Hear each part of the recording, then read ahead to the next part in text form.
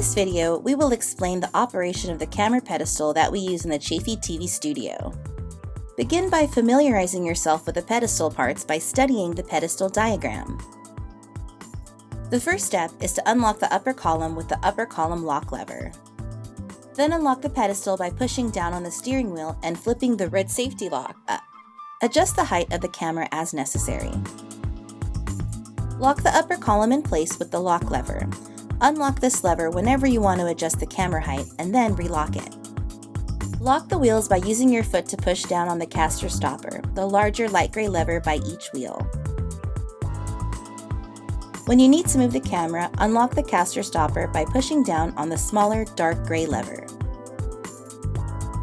Next, unlock the pan lock knob. Adjust the pan drag with the pan torque knob on the opposite side of the tripod head. Higher numbers are tighter, lower numbers looser. Unlock the tilt lock knob. Adjust the tilt drag with the tilt torque knob near the tilt lock. Again, higher numbers are tighter, lower looser. Set it where it feels comfortable. Now you are ready to operate the camera. Before you walk away from the camera, be sure it is securely locked down. Lock the pan lock. Lock the tilt lock.